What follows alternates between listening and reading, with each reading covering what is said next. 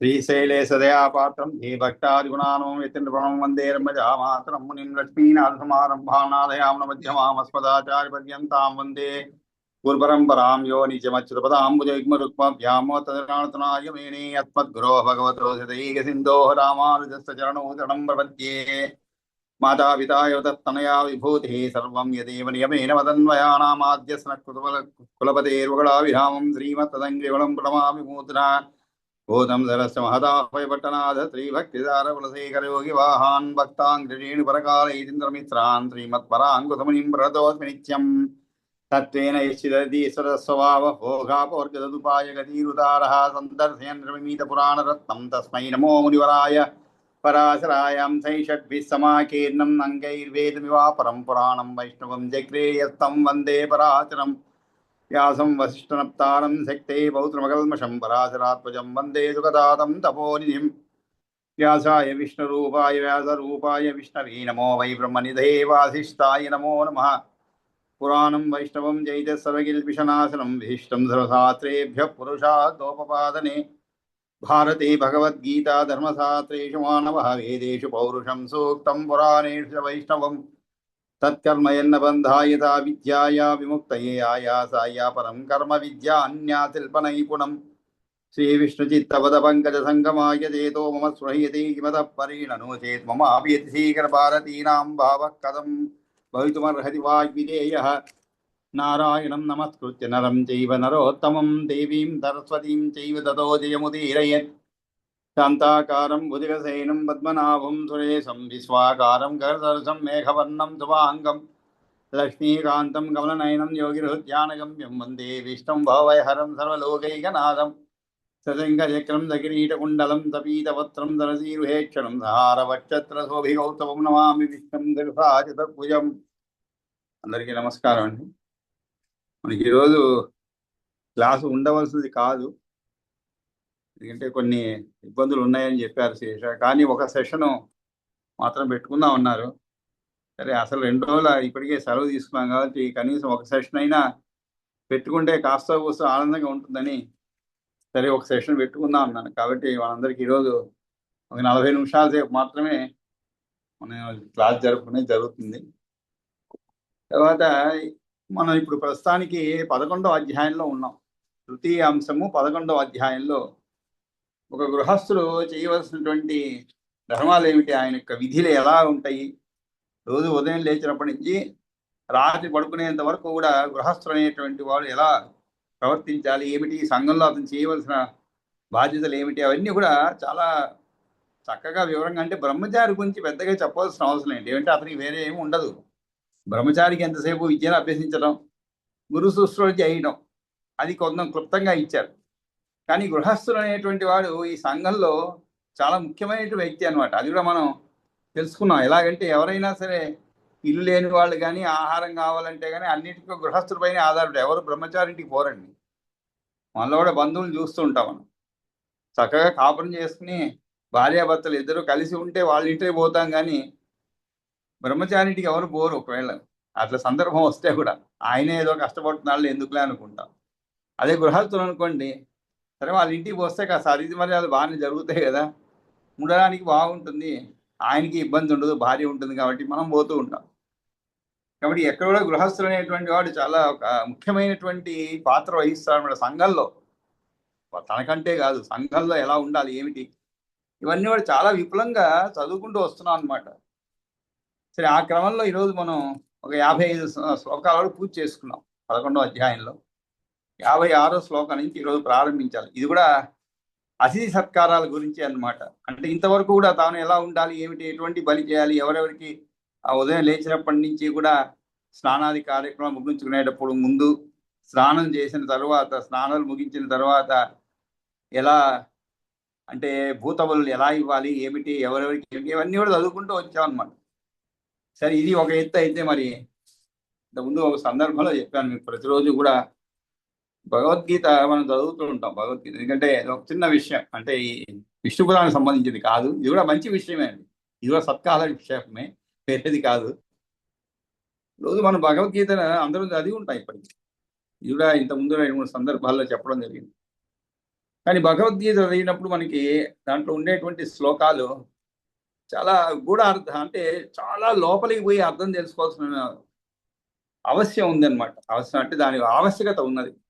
ఏదో పైపైన చదివాము సరిపోయింది అని కాకుండా చాలా దీక్షగా చదివి దాంట్లో అర్థాన్ని తెలుసుకుంటే చాలా ఉపయోగకరంగా ఉంటుందండి. చాలా ఉపయోగకరంగా ఉంటుంది. భగవద్గీత ఉపయోగకరమే, ఎవరు కాదని చెప్తుంది. రోజు పారాయణ చేసేవాళ్ళు ఉన్నారండి. నేను కొంతకాలం చేసేవాడిని. చదువుకునే రోజుల్లో పొద్దున 4:30కి లేస్తే ఒక గంట సేపు మొత్తం 18 అధ్యాయాలు చదివేవాడిని రోజు. ఒక 45 నిమిషాలు, గంట సేపులో అయిపోయేది అనమాట రోజు. ఆ తర్వాత నెమ్మదిగా సాయంత్రాలు కూర్చొని ఒక 3 అధ్యాయాలు చదవటం, లేదు 6 అధ్యాయాలు చేసిన తర్వాత, అంటే 3 రోజుల్లో పూర్తయ్యేలాగా అలా జరుగుతుందంట. మధ్యలో చదవటం ఇష్టం, ఇవేవో జరుగుతూనే ఉంటాయి. కానీ ఇప్పుడు మళ్ళీ ప్రారంభించాను. రోజు ఒకటో రెండో శ్లోకాలు విస్తారమైనటువంటి ఒక వ్యాఖ్యానం దొరికింది అనమాట. ఆ వ్యాఖ్యానం చాలా విస్తారంగా ఉంటుంది. అంటే మీకు ఒక శ్లోకానికి వ్యాఖ్యానం 2-3 పేజీలు ఉంటాయి. అంత చక్కగా వివరించబడింది అనమాట. ఆ సందర్భంలో చదువుతుంటే మనం మామూలుగా యజ్ఞం అంటుంటామండి. యజ్ఞం అంటే ఏమిటి? తదేక దీక్షతో చేసేది. అదే జాగ్రత్తగా ఇంకా దాన్ని వేరేది వదిలిపెట్టకుండా చేయడం అనేది మనం యజ్ఞం అంటుంటాం. యజ్ఞం చేసేలా చేయాలండి అంటుంటాం. మరి ఇలాంటి యజ్ఞాలు చాలా రకాలు ఉన్నాయి. ఆ రకాలు ఏమిటి అంటే ద్రవ్య యజ్ఞం అని, జ్ఞాన యజ్ఞం అని, ఇలా రకరకాలు ఉన్నాయి. మరి ద్రవ్య యజ్ఞం అంటే ఏమిటి, జ్ఞాన యజ్ఞం అంటే మనందరికీ తెలిసి ఉంటుంది. కానీ ఇది చక్కటి విషయం కాబట్టి ఈరోజు ముందుగా తెలుసుకొని తర్వాత శ్లోకాలు చెప్పుకుందాం. ఎందుకంటే ఎలాగో 40 నిమిషాలే కాబట్టి శ్లోకాలు ఎన్నైతే అని చెప్పుకుందాం. ఇక్కడ ద్రవ్య యజ్ఞం అంటే ఏమిటి, జ్ఞాన యజ్ఞం అంటే ఏమిటి, ఏ యజ్ఞం మంచిది అంటే ద్రవ్య యజ్ఞము మంచిదా, జ్ఞాన యజ్ఞం దానికంటే మంచిదా, ఇలాంటి విషయాలకు సందేహాలకు అన్నిటి కూడా శ్రీకృష్ణుడే సమాధానం చెప్పాడు. అది ఎక్కడ వస్తుందంటే మనకి భగవద్గీతలో 4వ అధ్యాయంలో జ్ఞానకర్మ సన్యాస యోగం అని ఉందన్నమాట. జ్ఞాన కర్మ సన్యాస యోగం. దాంట్లో ఒక 33వ శ్లోకం చదివా ఈరోజు. అంటే చదవడం జరిగింది అనమాట పొద్దున్న. అంటే మార్నింగ్ 4:30కి లేచి ఆ శ్లోకం చదివా అనమాట. రోజు 1-2 శ్లోకాలు చదవటం సరిపోతుంది, 20-25 నిమిషాలు అనమాట. ఆ తర్వాత మిగిలిన కార్యక్రమం ఉంటాయి. ఆ చదివే దాంట్లో ఈ శ్లోకం చాలా వివరణతో కూడుకున్నటువంటిది అనమాట. ఏమిటంటే శ్లోకం 33లో శ్రేయాన్ ద్రవ్యమద అధ్యజ్ఞాత్ జ్ఞానయజ్ఞ పరంతప సర్వం కర్మాఖిలం పార్థ జ్ఞానే పరిసమాప్యతే. శ్రేయాన్ ద్రవ్యమయాత్ యజ్ఞాత్ జ్ఞానయజ్ఞ పరంతప అని చెప్పాడు. అంటే యజ్ఞాలు చాలా రకాలు ఉన్నాయి. దాంట్లో ద్రవ్య యజ్ఞం అనేది ఒకటి, జ్ఞాన యజ్ఞం అనేది ఒకటి. పరంతప అంటే అర్జున్ని సంబోధిస్తున్నాడు అనమాట. పరం అంటే శత్రువులు అనమాట. తప అంటే తప్పింపజేసేవాడు. సూర్యుడు ఎలాగైతే తప్పింపజేస్తాడు మనని గ్రీష్మఋతులో, అలాగా శత్రువుని తప్పింపజేసేవాడు. కాబట్టి పరం తప అన్నాడు. పరం అంటే చాలా అని. పార్థ అంటే ఓ పరం తప, ఓ పార్థ ద్రవ్యమయాత్ అన్నారు, యజ్ఞాత్ అన్నారు. ద్రవ్యమయాత్ యజ్ఞాత్ అంటే ఏమిటి? ద్రవ్యములతో ఆచరింపబడు యజ్ఞము కంటెను జ్ఞానయజ్ఞ అంటే జ్ఞానయజ్ఞము శ్రేయాన్ మిక్కిలి శ్రేష్టమైనది. అఖిలం అంటే ఏమిటి? సర్వం అనే అర్థం. కర్మలన్నీ కూడా జ్ఞానే అంటే జ్ఞానమునందు పరిసమాప్తమగును అనేటువంటిది విషయం అనమాట. ఈ శ్లోకానికి ప్రతిపదార్థం అనమాట, ప్రతి పదానికి అర్థం. ఇంకా తాత్పర్యానికి వస్తే, హే పరంతప అర్జున, ద్రవ్యమయ యజ్ఞము కంటేను జ్ఞాన యజ్ఞము మిగిలి శ్రేష్టమైనది. కర్మలన్నీ కూడా జ్ఞానమునందే పరిసమాప్తమగును చెప్పాడు. బాగానే ఉంది. అసలు ద్రవ్య యజ్ఞం అంటే ఏమిటి? అది తెలుసుకుంటేనే మనకి ఈ శ్లోకానికి పరిపూర్ణమైనటువంటి అర్థాన్ని తెలుసుకునేటువంటి వారు అవుతాము. తెలుసుకునేదే కాదు, నిజంగా ఇంత గొప్పదా మనం చేసేటువంటి యజ్ఞము. మనం అనుకోవచ్చు యజ్ఞాలంటే డబ్బు కావాలి, ధనం కావాలి, అది లేకుండా మనం చేసే ఏ యజ్ఞాలు చేయలేము అనేటువంటి ఒక భావనలో ఉంటాం. అందుకని ఈ శ్లోకం ప్రత్యేకంగా ఆకర్షించింది అనమాట, మీతో పంచుకోవాలని చెప్పి అనిపించింది. సరే, ఇంతకీ ద్రవ్యమయ యజ్ఞం అంటే ఏమిటి? ద్రవ్యమయమైనటువంటి యజ్ఞం అది. ద్రవ్యమయం మనం అంటుంటాం. ద్రవ్యమయం అంటుంటే ఏమిటి? జ్ఞానయజ్ఞం అనగా ఏమిటి? మరి ద్రవ్యయజ్ఞం కంటే కూడా జ్ఞానయజ్ఞం శ్రేష్టమని చెప్పాడు అనమాట. ఎందుకంటే జ్ఞానయజ్ఞ పరంతప ద్రవ్యమయాద్ యజ్ఞాత్ జ్ఞానయజ్ఞ పరంతప శ్రేయాన్ అని చెప్పాడు. మరి ఆ శ్రేష్టంలో ఆ విశేషం ఏమిటి అంటే దానికి సమాధానం చెప్తున్నారు. ఏమిటి? ద్రవ్యములు అంటే ఏమి లేదండి, భౌతిక వస్తువులు అన్నమాట. భౌతిక వస్తువుల వినియోగం, భౌతిక వస్తువుల యొక్క వినియోగం చేసేటువంటి యజ్ఞమే ద్రవ్య యజ్ఞం అంటారు. ఇక్కడ ద్రవ్యయజ్ఞం అని అంటారు. ఏమిటి? వినియోగం గల యజ్ఞాన్ని ద్రవ్యయజ్ఞం. ఏ వినియోగము? ద్రవ్యముల యొక్క అంటే భౌతిక వస్తువులు. ఏమిటవి? నెయ్యి, చక్కెర, పాలు, పెరుగు, నువ్వులు, బియ్యము, పండ్లు, చందనము, కర్పూరము, ధూపము, సుగంధయుక్తమైనటువంటి ఔషధులు మొదలైన అన్నీ కూడా ఏం చేస్తారు? ఇవన్నీ అవసరం యజ్ఞం. మన ఇంట్లో యాగం చేయాలన్నా, మన ఇంట్లో చిన్న పూజ చేయాలంటే ఇవన్నీ అవసరమే కదండి. మరి అవన్నీ డబ్బుతో కూడుకున్నదే కదండి. డబ్బుతో కూడుకున్నదే. మన ఇంట్లో ఏదైనా ఒక వ్రతం చేయాలంటే ఒక చిన్న, లేదు శ్రీనివాస కళ్యాణం చేయించాలి, లేదా ఆండాళ్ళ కళ్యాణం చేయించాలి, ఏది చేయాలన్నా కూడా కనీసం ముందు ఒక 5,000 ఆయనకి ఇవ్వాలి, చేయించిన ఆయన పూజారికి ఇవ్వాలి. ఆ తర్వాత పూజా వస్తువులు తెప్పిస్తాడు ఆయన. ఆ తర్వాత కాస్త చిల్లర అంటాడు, అది చిల్లర ఒక 200, 300 అయిపోతుంది. చిల్లర పెడుతుంటారు అనమాట. ఇవన్నీ వెలిసి 7,000-8,000 అయిపోతుంది. అంటే ఒక ద్రవ్య యజ్ఞం చేయాలంటే డబ్బుతో కూడుకున్న పని కదండి. కాబట్టి వాటిలో కావాల్సిన ముఖ్య వస్తువులు నెయ్యి, చక్కెర ఇవన్నీ చెప్పానమాట.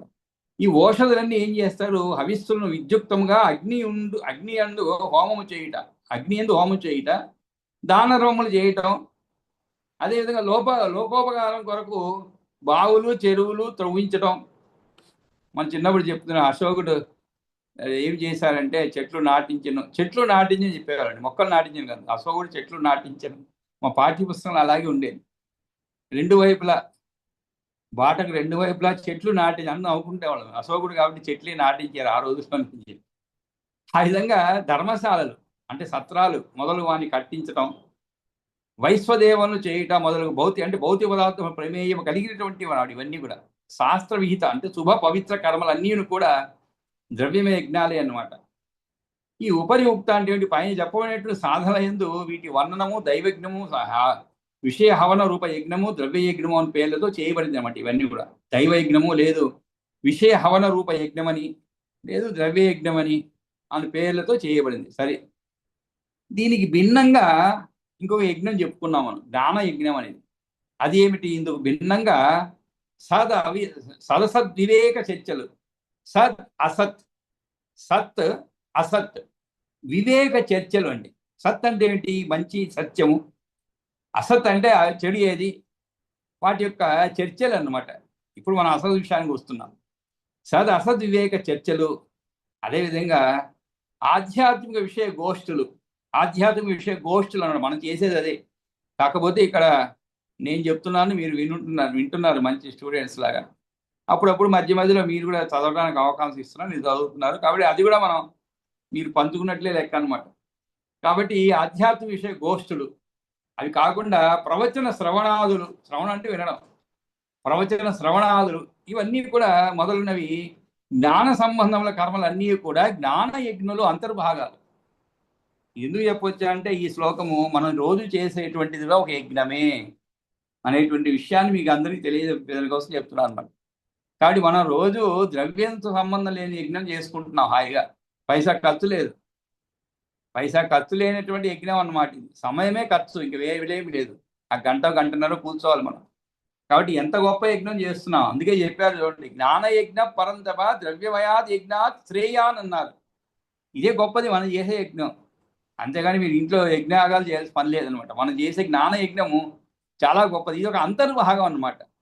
ఇంకా ఉన్నాయి జ్ఞాన యజ్ఞం కింద. ఏమిటది? ఏ సాధకుడైనను కూడా తన అర్హతను అనుసరించి శాస్త్ర విహితమైన అగ్నిహోత్రాది హవన కర్మలను, బ్రాహ్మణ భోజన దానాది పవిత్ర కర్మలను అనుష్ఠింపక కేవలము ఆత్మ సంయమము, శాస్త్రాధ్యయనము, తత్వ విచారము, యోగ సాధనాది వివేక విజ్ఞాన సంబంధమైన జ్ఞానయజ్ఞ కర్మల్లో ఏ ఒక్కదాన్ని అనుష్ఠించను అతను ద్రవ్యమయ యజ్ఞ కర్మలను త్యజించిన వాడు కాడు.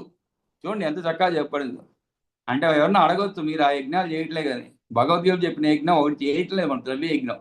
అయినా కూడా మనం చేసేటువంటి ఏ సాధకుడైనా కూడా తన అర్హతను అనుసరించి శాస్త్ర విహితమైనటువంటి అగ్నిహోత్రాది హవన కర్మలను, బ్రాహ్మణ భోజన దానాది పవిత్ర కర్మలను, అనుష్ఠింపక కేవలము ఆత్మ సంయమము, శాస్త్ర అధ్యయనము, తత్వ విచారము, యోగ సాధనాలు వివేక విజ్ఞాన సంబంధమైన జ్ఞానయజ్ఞ కర్మల్లో ఏ ఒక్కదాన్ని అనుష్ఠించినా కూడా అతడు ద్రవ్యయజ్ఞ కర్మలను త్యజించడం అంటే వదిలిపెట్టిన వాడు కాడు. పైగా అతడు వాటికంటేనూ శ్రేష్టమైన యజ్ఞం చేసిన వాడే అని భావింపాలను. ఎలా అంటే ద్రవ్యమయ యజ్ఞములకు కూడా మమత ఆసక్తి ఫలేచ్ఛను త్యజించి జ్ఞానయుక్తముగా చేసినప్పుడే అవి ముక్తి హేతువులు అవునమాట. లేకుంటే ఏమవుతాయి? బంధహేతువులే అవుతాయి. జ్ఞానయజ్ఞ కర్మల యందు నిరతులైన వారు భౌతికముగా కూడా విషయములు అంటే ఏమిటి? ఇంద్రియార్థములను త్యజించిన వారే అగుదురు. వారి కార్యములందు హింసాది దోషములు ఏమాత్రమునూ ఉండవు. అందువలన వారు ఉత్తములు. యథార్థ జ్ఞానం అంటే ఏమిటి? తత్వజ్ఞానం యొక్క ప్రాప్తి యందు భావమే ప్రధానం, ప్రాపంచిక వస్తు బాహళ్యము కాదు. కనుక ద్రవ్యమయజ్ఞము కంటేను జ్ఞానయజ్ఞమే శ్రేష్టమైనది అని చెప్పి ఇక్కడ అఖిలం అంటే ఏమిటి? సర్వం అనే విశేషంతో కూడిన కర్మ అనే పదము దేన్ని సూచించును? సర్వం కర్మ అఖిలం అన్నారు. సర్వ కర్మ అఖిలం. అఖిలం అంటే అన్నీ కూడా. జ్ఞానే పరిసమాప్యత అన్నారు. కర్మలన్నీ కూడా జ్ఞానమందు సమాప్తమును. దీని అర్థం ఏంటి అంటే ఇక్కడ తెలుపబడినట్లుగా సాధన రూప యజ్ఞ కర్మలను, వేద శాస్త్రోక్తములైన పవిత్ర యజ్ఞములను అన్నింటినీ కూడా ఈ అఖిలం సర్వం అనే విశేషంతో కూడిన కర్మ పదము సూచిస్తున్నమాట. కాబట్టి ఈ సమస్త సాధన యొక్క ఉన్నత ఫలము పరమాత్మ యొక్క యథార్థ జ్ఞానమును కలిగించుడే. అట్టి యథార్థ జ్ఞానము ద్వారా పరమాత్మ ప్రాప్తి కలుగును. అట్టి వానికి, పరమాత్మ ప్రాప్తి కలిగిన వానికి ఇంకా పొందవలసింది ఏమీ మిగిలి ఉండదు. కాబట్టి ఇక్కడ జ్ఞానము, జ్ఞాన యజ్ఞము అని రెండు పదాలు ఉపయోగించారు. జ్ఞాన యజ్ఞ ద్రవ్యమయాత్ ద్రవ్యమయాద్ యజ్ఞాత్ జ్ఞానయజ్ఞ పరం తప సర్వం కర్మ అఖిలం పార్థ జ్ఞానే పరిసమాప్తి అన్నారు. మన జ్ఞానంలో పరిసమాప్తం అంటే ఏంటి? ఇక్కడ జ్ఞానం వేరు, జ్ఞాన యజ్ఞం వేరా అంటే ఈ రెండింటి యొక్క అర్థం ఒకటి కాదండి, విడిగా ఉంటుంది అన్నమాట. ఏంటంటే యథార్థ జ్ఞాన ప్రాప్తి కోసము ఆచరింపబడేటువంటి వివేక విచారయుక్తమైనటువంటి సంయమ ప్రధానమైన సాధనను జ్ఞాన యజ్ఞం అంటారు. జ్ఞానం అంటే ఏమిటి? సమస్త సాధన కర్మఫల స్వరూపమైన పరమాత్మ యొక్క యథార్థ తత్వజ్ఞానము జ్ఞానయజ్ఞం సాధనం సూచకం అనమాట. కాబట్టి జ్ఞానం అంటే సాధ్య లక్ష్య సూచకము. ఈ రెండింటినీ గల భేదం ఇదే అనమాట. కాబట్టి ఈ విధంగా జ్ఞానయజ్ఞమును, దాని ఫలస్వరూపమైనటువంటి జ్ఞానమును ప్రశంసించి తర్వాత ఏం చేస్తున్నాడు భగవాన్? 2 శ్లోకాలతో జ్ఞానాన్ని పొందుమని అర్జున్ని ఆజ్ఞాపిస్తారన్నమాట. దాన్ని పొందడానికి, దాని పొందు మార్గాన్ని, పొందటం వల్ల కలుగు ఫలాలను తెలుపుతారనమాట 34వ శ్లోకం నుంచి. అది ఇప్పుడు ప్రస్తుతానికి అవసరం లేదు. ఇది మనం రోజు చేసేటువంటి జ్ఞాన యజ్ఞం. మనం అనుకోవచ్చు, అయ్యో ఏముంది, ఏదో విష్ణు పురాణం చదువుతున్నాము, వింటున్నాము, చదివే వాళ్ళని చదువుతున్నాం, విన్న వాళ్ళు వింటున్నాం. కానీ ఇది ఒక గొప్ప యజ్ఞం అండి. ఎందుకంటే ఇది సత్ అసత్ విచారణ జరుగుతుంది. మనకి మంచి ఏమిటి, చెడు ఏమిటి అనేది మనం ప్రత్యేకంగా చర్చకపోయినా కూడా మనం చదువుకునేటప్పుడు అన్నీ తెలుస్తూనే ఉన్నాయి మనకి. ఎంత చక్కగా చెప్పారు చూడండి. గృహస్థుని ఆశ్రమం యొక్క ధర్మాలన్నీ కూడా మనం తెలుసుకుంటున్నాం. కాబట్టి ఆ క్రమంలో ఎలా విశ్వభూతులకు, విశ్వపదులకు, పితరులకు, యక్షులకు ఉద్దేశించి బలిని ఎలా ఇవ్వాలి, ఇవన్నీ కూడా ఎలా అన్నం ఉంచుతున్నారు, ఎవరికి? దేవా మనుష్య పశువో వయాంసి సిద్ధాశయక్షౌరగ దైత్య సంగా ప్రేతా పిశాచాంతరవ సమస్త ఏ చ అన్నం ఇచ్చంతి మయా ప్రదత్తం అని చెప్పి వాటికి అన్నిటికీ కూడా అన్నం ఇస్తున్నారు అనమాట. అంతేకాదు పిపీలికా కీట పతంగగాద్యా భూషితా కర్మ నిబద్ధబద్ధా ప్రయాంతు తే తృప్తిమిదం మయా అన్నం తేభ్యో విస్తృష్టం సుఖినో భవంతు. ఎంతసేపు మనం తినేది కాదండి వండుకొని. ఇది కూడా దీంట్లో చూడండి ఎంత సూక్ష్మం ఉందో. మనం రోజు చూసేటువంటి ప్రతి ప్రాణిని కూడా గౌరవించాలి అనేటువంటి విషయాన్ని ఇక్కడ తెలుస్తుంది మనకి. అందుకనే పిపీలికలు అంటే చీమలు, కీటకాలు, మిడతలు ఉన్నగునవి, కర్మబంధాలు కట్టుబడి ఆకలితో ఉన్న ప్రాణులు, ఇటువంటి వాటికి అన్నిటికీ నేను ఇక్కడ అన్నం ఉంచాను, అవి తృప్తి చెంది సుఖం పొందును గాక. ఎంత గొప్ప భావం చూడండి. ఇదేనండి మన హిందూ ధర్మాన్ని. ఏ ధర్మంలో కూడా ఇంత గొప్పగా చెప్పి ఉండరు. తోటి మానవుణ్ణి గౌరవించాలని చెప్పారేమో కానీ తోటి ప్రాణిని చెప్పాలి. అది ఇక్కడ గొప్ప సందేశం అనమాట. తోటి మానవుణ్ణి గౌరవించడం వేరు. ఎందుకంటే నీకో అతనితో పని ఉండొచ్చు, అతను నీతో పని ఉండొచ్చు, రాగద్వేషాలు ఇవన్నీ కూడా ఉంటాయి, అది వేరే విషయం. కానీ ప్రతి ప్రాణిని కూడా ఈ విధంగా గౌరవంతో చూడటం. అంతేకాదండి, ఒకవేళ నీకు తల్లి, తండ్రి, బంధువులే నీకు ఉండొచ్చు, కానీ అది లేనటువంటి వాళ్ళు ఎంతో మంది ఉంటారు. కాబట్టి ఏషాంన మాతాన పితాన బంధు నైవ అన్న సిద్ధిర్ నతదా అన్నమస్తి తృప్తయే అన్నం భువి దత్తమేతత్ తత్తృప్తయే అన్నం భువి దత్తమేతత్ ఏ యాంతు తృప్తి ముదితా భవంతు. ఎంత గొప్ప భావన చూడండి. ఎవరికైతే తల్లి తండ్రి బంధువు లేరో, ఇంక ఎవరికైతే అన్నం తయారు చేసుకోవడం అనేది లేదో, ఎవరికి అన్నం లేకుండా ఉంటుందో అటువంటి వారి కోసమై వారి తృప్తి కొరకై భూమిపై అన్నం ఉంచాను. అవి తనివి తీరా సంతోషపడుగాక. ఇంకా సమస్త ప్రాణులు ఈ అన్నం నేను విష్ణు స్వరూపమే. సమస్త ప్రాణులు ఈ అన్నము నేను విష్ణు స్వరూపమే. భూతాని సర్వాణి తథా అన్నమేతత్ అహం చ విష్ణు నా యతో అన్యదస్తి. దీనికి మించి ఏది లేదు. కాబట్టి తస్మాదహం భూత నికాయ భూతం అన్నం ప్రయచ్ఛామి భవాయ తేషాం. భవాయ అంటే పోషణ కొరకై. నేను భూత సముదాయ శరీరభూతమైన అన్నమును వాటి పోషణ కొరకై ఉంచుతున్నాను. 14 రకాల ప్రాణిగణాలు, వాటి లోపల ఉండే సకల ప్రాణి సమూహాలు తృప్తి పొందాలి. నేను ఈ అన్నం పెట్టాను కదా, కాబట్టి వారు సంతోషాన్ని పొందదురుగాక. చతుర్దశో భూతగణో యేష తత్ర స్థితాయే అఖిల భూత సంగాహ తృప్త్యర్థమన్నం హి మయా విసృష్టం తేషాం ఇదం తే ముదితా భవంతు. అవన్నీ కూడా సంతోషపడాలి అని చెప్పి ఇక్కడ అష్టవిధం అనే దానికి వివరణ ఇవ్వబడింది అనమాట. అష్టవిధం దైవత్వం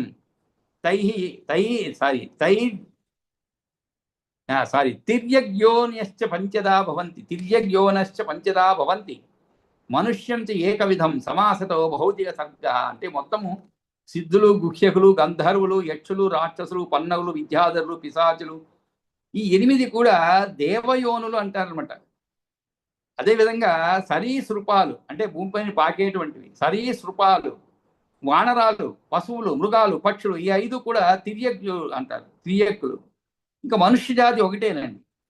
కాబట్టి ఈ మొత్తం కూడా 14 భూత సంఘాలు అనమాట. ఇంకా ఏ జీవి తీసుకున్నా కూడా ఈ 14 భూత సంఘాల్లో ఒకటిగా ఉంటుంది. ఈ భూతగణాల్లో ఒకటి అన్నమాట. అది సునకం తీసుకున్నాను ఇక్కడ, కుక్క, అది దేంట్లోకి వస్తుంది? వానరాలు, పశువులు, మృగాలు, పక్షులు అన్నారు దాంట్లో.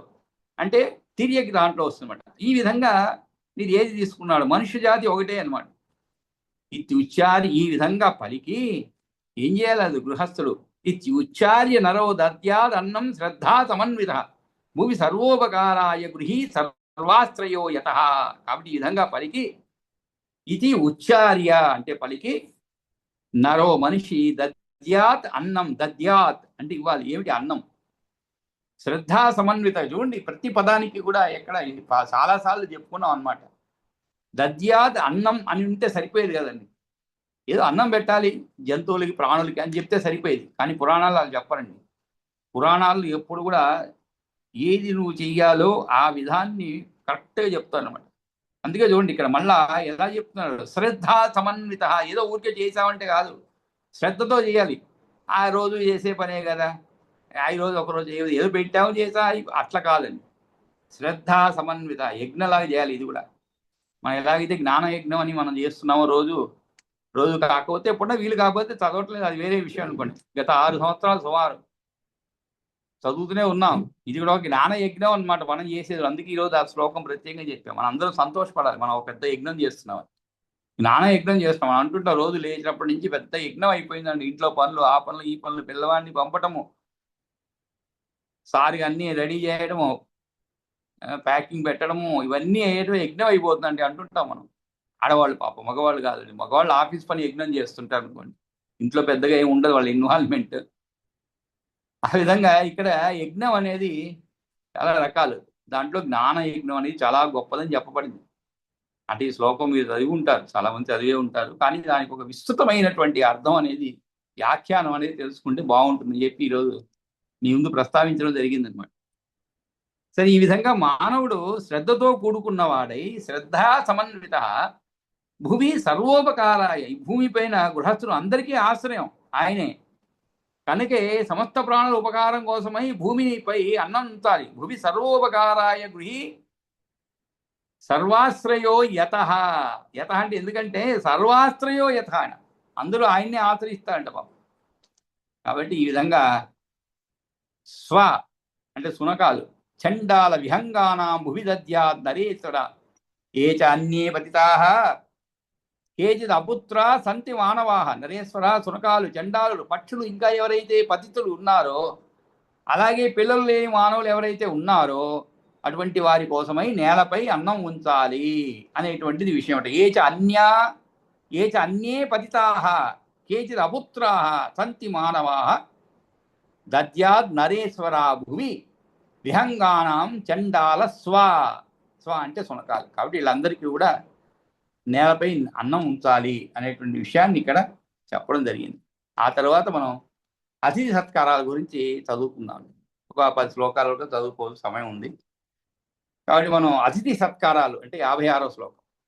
తతో గోదోహ మాత్రం వై కాలం తిష్టేద్ గృహాంగణే అతిథి గ్రహణార్థాయ తదూర్ధ్వం వా దహ్యదేచ్చయ. మనం మామూలుగా మన ఇంటికి ఎవరైనా వస్తారు అంటే ఎవరైనా వస్తున్నామండి అంటే ఎదురు చూస్తాం. మనం బంధువులు ఎవరైనా వస్తున్నామండి మీ ఇంటికి ఈరోజు భోజనానికి అన్నా అనుకోండి, సరే అంతా వంట గింట చేసేసి రెడీగా కూర్చొని ఉంటాం, ఇంకా రాలేదు, ఇంకొకేమో ఆకలి, ఇంకా వాళ్ళేమో వస్తా ఉన్నారు 12:30 రమ్మంటే వాళ్ళేమో ఇంకా రాలేదు, ఏంటప్ప లేనిపోని గొడవ అనవసరంగా పెట్టుకున్నాం అనుకుంటాం. మనం ఖచ్చితంగా అనుకుంటాం.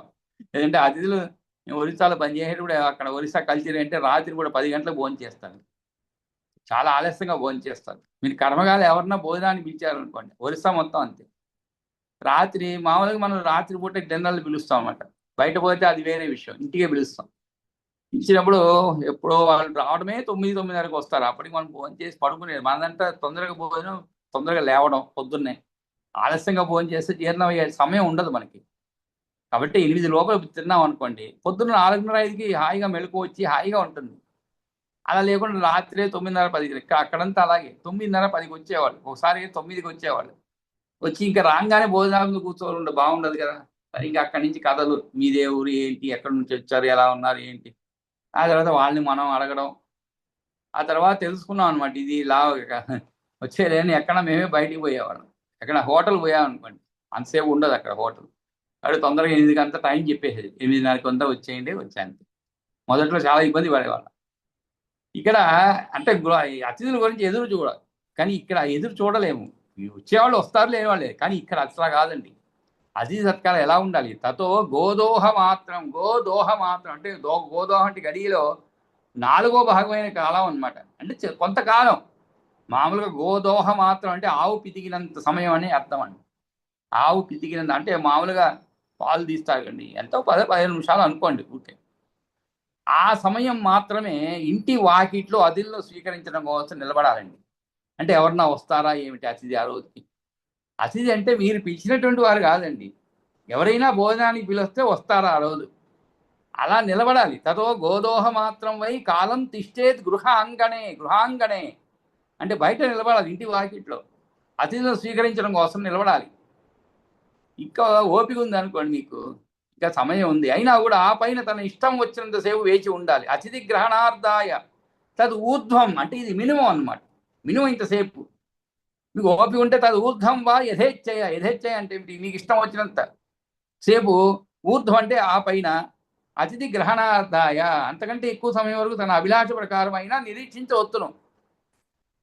దానికి ఒక కండిషన్స్ అండి. ఇంతకీ ఎవరిని పిలవాలి ఏమిటి అంటే, అతిథిం తత్ర సంప్రాప్తం పూజయే స్వాగతాదిన. అట్లా ఎవరన్నా అతిథి వచ్చారనుకోండి, ఆ రోజు అన్నం అడిగి, తత్ర అంటే ఆ కాలంలో ఆ సమయం నందు తన ఇంటికి విచ్చేసిన అతిథిని గృహ యజమాని ఏం చేయాలి?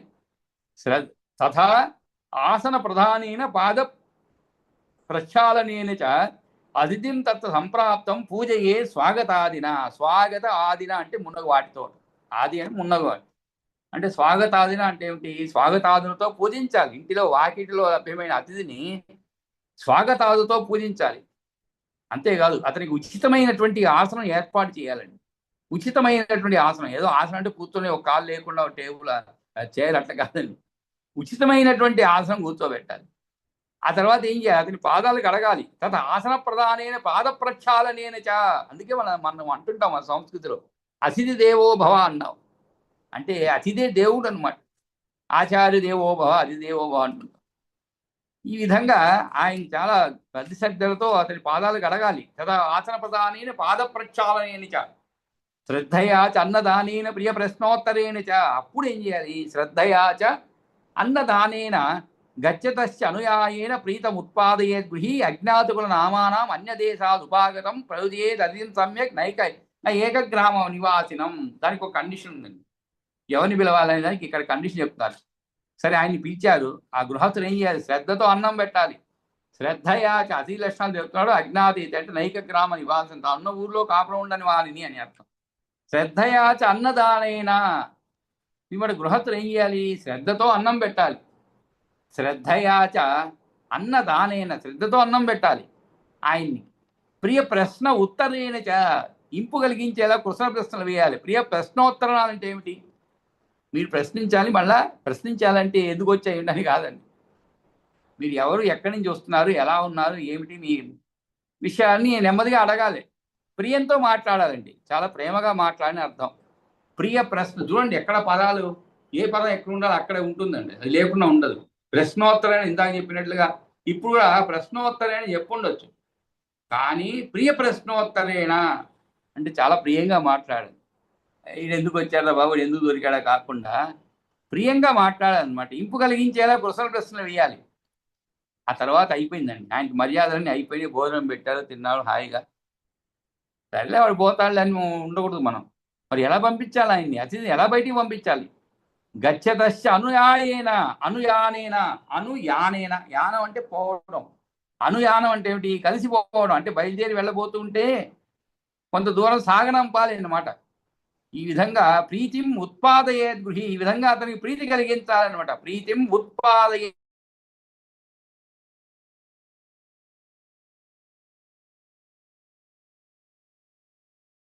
వచ్చిన గృహస్థుడికి, వచ్చినటువంటి అతిథికి గృహస్థుడు శ్రద్ధయాచ అన్నదానేన ప్రియ ప్రశ్నోత్తరేణ చ గచ్చతస్య అనుయానేన ప్రియ ప్రీతి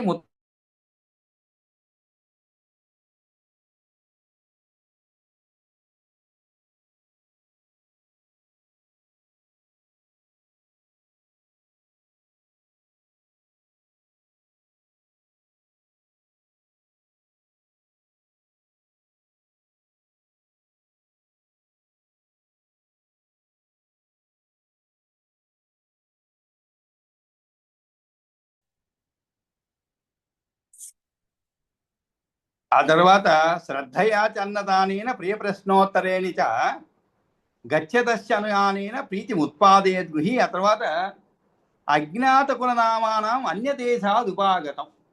సరే, ఇది బాగానే ఉంది. ఇంతకీ ఆ అతిథి ఎలా ఉండాలి అంటే, గృహస్థులు శ్రద్ధగా ఆహారం అందించడము, ప్రీతిపూర్వకమైన పద్ధతిలో ప్రశ్నోత్తర పద్ధతిలో సంభాషించడం, అతిథి బయలుదేరిపోతున్నప్పుడు కొంత దూరం వెంట వెళ్ళి సాగనంపడం ద్వారా ప్రేమను పుట్టించాలి. కొంతమంది ఉంటారు, ఇంట్లో నుంచే బుక్ చేసేస్తారు వెహికల్, ర్యాపిడో. అదిగో మా బండి వచ్చింది వెళ్ళండి అంటారు, కనీసం గడపలో కూడా పోరు. సరే వీడు బండి బుక్ చేసే కదా, వాడే వస్తాడు, ఇంక వాడు వచ్చిన తర్వాత ఎవరు నిలవరు కదా, వెయిటింగ్ టైం పడుతుంది, 3 నిమిషాలు ఏమో ఇస్తాడు, ఇంత లోపల ఎక్కేయాలి బండి, లేదనుకోండి వెయిటింగ్ ఛార్జెస్ పడుతుంది. కాబట్టి వీళ్ళు హడావిడిగా ఉంటారు, బుక్ అయింది అనగానే హడావిడి స్టార్ట్ అవుతుంది అనమాట. సరే వాకిట్లో నిలబడుతుంది, ఇక వీళ్ళు కనీసం కుర్చీలోంచి లేవరు, వాళ్ళు బ్యాగులు సర్దుకొని వెళ్ళిపోతుంటారు. ఇలా జరుగుతున్నాయండి, నిజంగానే జరుగుతున్నాయి. కానీ ఎలా అతిథి పంపించాలి అంటే, గృహస్థులనే కాదండి, ఎవరైనా సరే అతిథిని ఎలా పంపించాలి? వాళ్ళతో మాట్లాడుతూ కొంత దూరం వెళ్ళి, పూర్వకాలం కొంత దూరం అంటే మలుపు తిరిగేంత వరకు పోయేవాళ్ళండి. ఒక మలుపు తిరిగేంత వరకు. మనకి అభిజ్ఞాన శాకుంతలంలో అంటే ఇలా అతిథి కాదు అనుకోండి, శకుంతలను అత్తగారింటికి నా కాళిదాసు రాసిన దాంట్లో నాటకాల్లో చాలా గొప్ప నాటకం అండి, చాలా గొప్ప నాటకం అభిజ్ఞాన శాకుంతలం అనేది. అందుకే ప్రపంచ కావ్యాల్లో అన్నింటిలో కూడా కావ్యం అంటేనే గొప్పది, ఈ కావ్యాల్లో నాటకం ఉంటుంది. ఆ నాటకాల్లో కూడా అభిజ్ఞాన శాకుంతలం, ఈ అభిజ్ఞాన శాకుంతలంలో కూడా 4 అంకం, ఆ 4వ అంకంలో ఉన్నటువంటి 4 శ్లోకాలు అని చెప్పబడింది. ఆ 4 శ్లోకాలు ఏమిటి అంటే, ఎప్పుడో ఒకసారి మనం మాట్లాడుకున్నట్లు జ్ఞాపకము.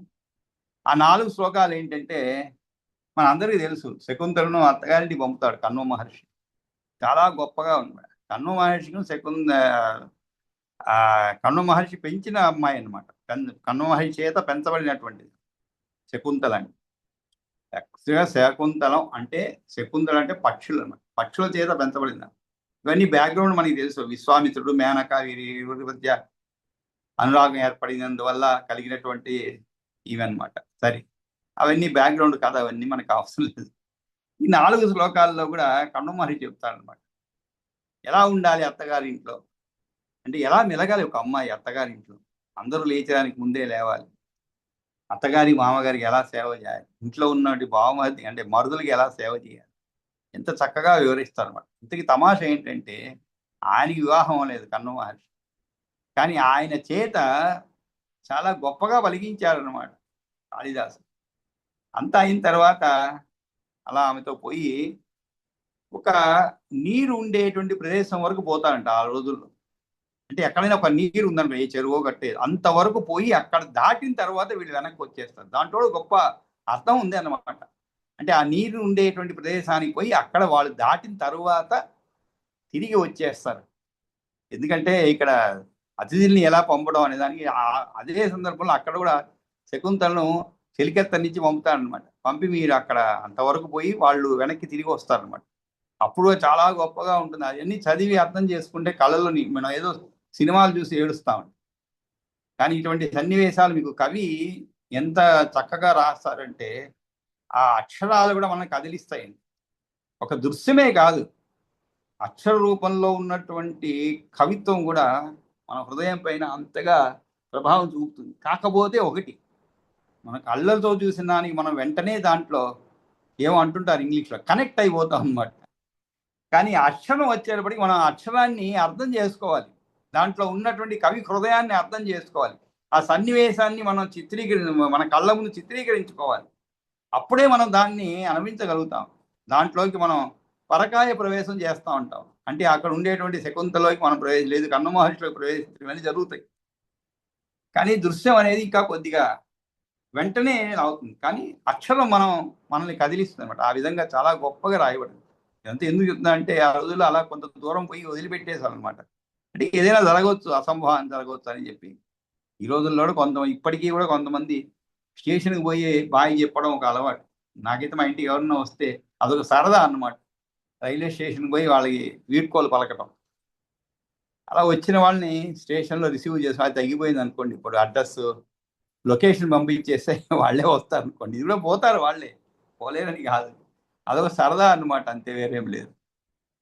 అట్లా మనం బిజీ అయిపోయేటప్పుడు ఇవన్నీ కూడా, ఈ మర్యాదలు ఇవన్నీ అవసరం కూడా లేదనిపిస్తుంది అనమాట. ఆ రోజుల్లో అయితే ఒకసారి మనిషి గడప దాటితే మళ్ళా మనతో సంబంధం ఉండదు, సంపర్కం ఉండదు. కానీ ఇప్పుడు అలా కాదు కదా, ప్రతి క్షణం మనతో సంపర్కంలో ఉంటాడు కాబట్టి మనకి ఒక ధైర్యం, వచ్చిన వాళ్ళు పోయే వాళ్ళకి కూడా ధైర్యం, ఇంకా ఎవరు అవసరం లేదన్నమాట.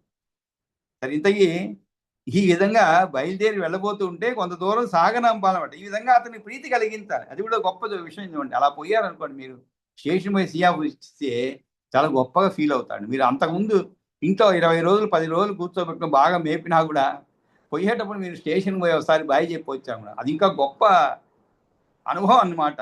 అంటే మీరు నిజంగా వాళ్ళపైన చూపెట్టేటువంటి ప్రీతి ఎలాంటిదని తెలుస్తుంది. మీరు అన్ని రోజులు ఇంట్లో బాగా చక్కగా వండి పెట్టి అన్ని సౌకర్యాలు కుదురుతున్న ఒకటి, వాళ్ళు వెళ్ళిపోతూ ఉంటే ఆ విధంగా వీడ్కోలు చెప్పడం అదొక గొప్ప అనుభవం అన్నమాట. ఆ తర్వాత ఇంతకీ ఎవరికి, ఎటువంటి వారిని అతిథిగా మనం స్వీకరించాలి అనే దానికి తెలుపుతున్నాడు. ఏమని, అతిథి అనగా కులము గోత్రము పేరు తెలియనివాడు, ఇతర దేశం నుండి వచ్చిన వాడు, తానున్న గ్రామానికి చెందినవాడు అతిథిగా పేర్కొనబడుతున్నాడు. చందనివాడు అజ్ఞాత కుల నామానం అన్యదేశాద్ ఉపాగతం, అన్య దేశానికి ఇతర దేశం నుంచి వచ్చిన వారిని, ఉపాగతం వచ్చిన వారిని, పూజయేత్ అతిథిం సమ్యక్ న ఏకగ్రామ నివాసినం, అదే ఊర్లో ఉంటాం కండి, వాడిని పూజించే అవసరం, అతిథి కాడు. ఎందుకంటే వాడికి ఇంటికి పోతే అన్నం దొరుకుతుందండి. దీని అర్థం భావం అదేంటి, వేరేం లేదు. ఇంట్లో ఊర్లో ఉండేవాడిని గౌరవించకూడదు అని కాదు, అతిథిగా స్వీకరించిన అవసరం లేదు. ఎందుకంటే అతను ఇంటికి పోతే అన్నీ దొరుకుతాయి. మరి బయట ఊరు నుంచి వచ్చాడనుకోండి, వాడికి ఏం దొరకదు ఆ ఊర్లో. ఈ రోజుల్లో అయితే హోటల్స్ ఉన్నాయి, హోమ్ స్టేలు ఉన్నాయి, చాలా రకాలు ఉన్నాయి. ఎక్కడికి పోయినా కూడా మీరు హోమ్ స్టే అని ఒక కొత్త కాన్సెప్ట్ అనమాట. 7-8 మంది ఉండొచ్చు హాయిగా, వంట వార్పు చేసుకోవచ్చు అండి, సామాన్లు తెచ్చుకుంటే అన్నీ ఉంటాయి.